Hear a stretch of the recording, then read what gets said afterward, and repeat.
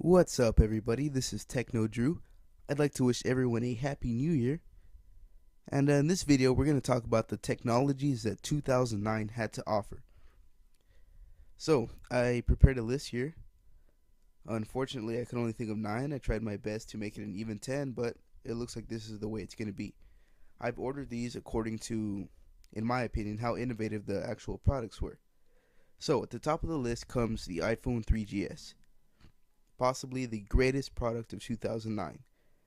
Now, it's not only because I'm a big fan of Apple, but the iPhone did bring a lot of new stuff to the table. And quite frankly, the compass wasn't it. It did, in the new OS 3.0 Spotlight Search came to it. It's supposed to be 2 times faster than it is. I have used it before, and we've all been enjoying the iPhone for a couple of years now, 2 previous generations. It now supports MMS messaging, which is something we've all been waiting for.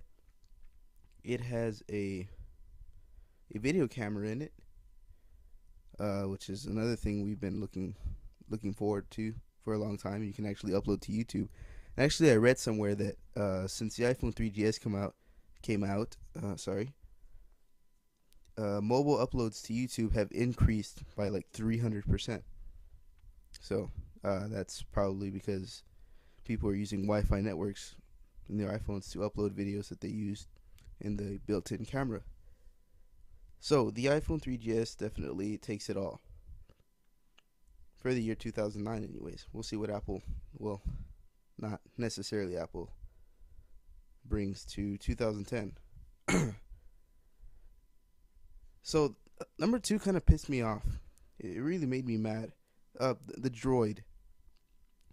Now, what really made me mad was not exactly the phone, but this commercial right here. Let's take a look at it.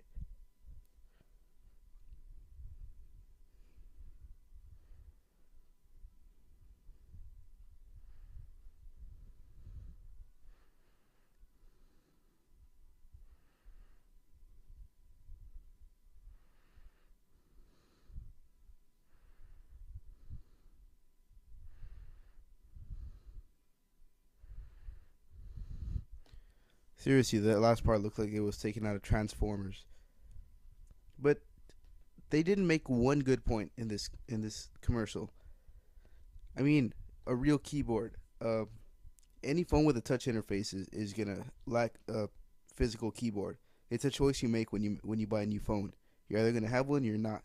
In some cases you will have one, but that's a different story. I mean, if you like real keyboards, buy a phone with a real keyboard.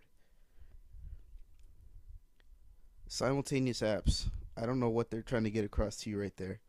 A 5 megapixel pictures. Whoop de doo. The quality on the iPhone is incredible. 5 is just a number.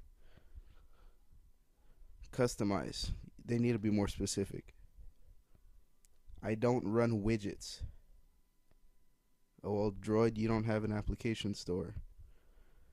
And if you do, it's nowhere near to what the application store is for Apple. Open development. I'll give you that, but who wants that anyways? Just tech heads. It's like 1% of the iPhone's consumer population. Okay, yeah, the iPhone doesn't have a flash, but seriously, that's not a big deal.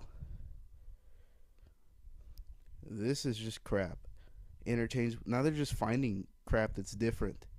An interchangeable battery. I mean, if you have a phone with 12, 13-hour battery life, why on earth do you want an interchangeable battery? You plug it into the charger when the battery's going to die.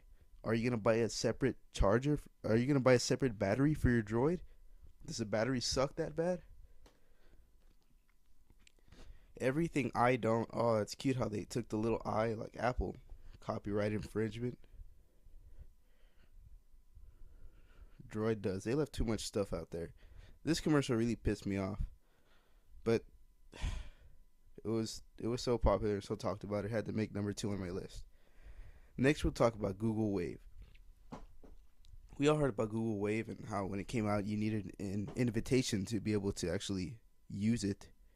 That made me mad, so I wasn't able to use Google Wave until about a month after it came out.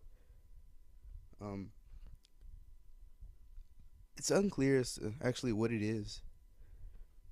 To me, it's just another instant messaging client with cool new features like that live type thing. But I mean, it wasn't such a big deal to me. I just really wanted to be part of this elite party of people that were being able to use it. But you know, Google is a big deal, so that went at number three. The Palm Pre comes next. In the beginning of the year, or maybe somewhere in the middle, the Palm Pre was a big deal. It was supposed to be the iPhone's next competitor, or it was supposed to bring a lot of. It was supposed to strike a big feud with the iPhone, and ultimately it did. I actually like the Palm Pre. It all just comes down to whether or not. Uh, it all comes down to whether or not you like Apple or, Palm. I've used other Palm products, and they're good stuff. I like multitasking on the Palm Pre. I have no problems with it whatsoever. But I have this thing against Sprint, so that's really the only reason I'm not getting the Palm Pre. But that deserves a spot in my top list here. The Zune HD was really just a wannabe iPod Touch. I mean, really, it didn't bring anything to the table. For some reason, people made a big deal out of it. Once again, it's just Microsoft trying to take the spotlight. You know what? I need to say this. If Apple sucks so bad, if Apple is overpriced, if if Apple is so bad, why is it that Microsoft, Windows, Droid, the Zune, why are they all competing with Apple? It doesn't make any sense. If Apple really sucks so bad and they only consume 7% of the market or of the technology market or computers or whatever, why is it that everyone has a problem with Apple? Obviously, Apple has the upper hand here. They do make better products, and all of these companies know it. I'm sorry. Number 6 went to Snow Leopard. Snow Leopard has made my year easier. Snow Leopard, brought a lot of cool stuff, and I did a video on it. One of the biggest, what made Snow Leopard so great was the price. It's unheard of to get an operating system for such a low price. I believe it was $30 the price. So I got a whole new operating system, an upgrade from Leopard to Snow Leopard for only $30. And I got so much new stuff. And it was a lot of under the hood innovation. So it's not something that would pop out right in your face. It's just, it made Leopard better. So, Snow Leopard was a big deal. Snow Leopard increased the speed of my Mac here. It brought a lot of cool stuff to the table. Technologies Microsoft doesn't even use.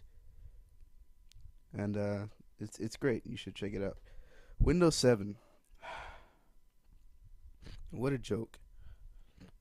It's honestly, I don't know what the hype about it was. It's been out for a few months now, and I haven't heard anyone talk about it. It's just kind of something that's there. When I don't know, I honestly don't even know what's different about it than Vista. I guess they're fixing the crap that Vista left behind, and trying to redeem themselves with Windows 7. But it looks like Vista still. It's a complete waste of time. I don't understand what the big deal was. Anyways, for the gaming community, Call of Duty Modern Warfare 2 came out. I believe it was 2 months ago. That was a big thing for the gamers. I'm not really sure why.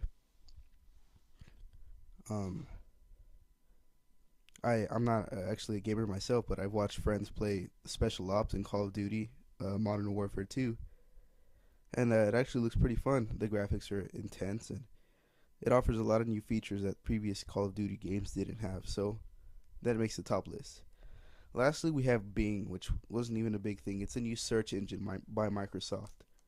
It's highly overrated in my opinion. I'm not gonna talk about the features it has. It's pretty much like Yahoo or whatever search. I didn't see anything great about it. It's just Microsoft trying to to expand their technologies all over the technology industry, not only with computers but in cell phones, search engines, um, music players, everywhere. Microsoft is just trying to take over the world. So Bing, whatever, it made the list, but it's not so great at all. So that's about it. I dragged this on for longer than I should have, but you know, those are some of the technologies 2009 brought, and I'm looking forward to see what 2010 has to offer. So that's it, and I'll see you guys later. Peace.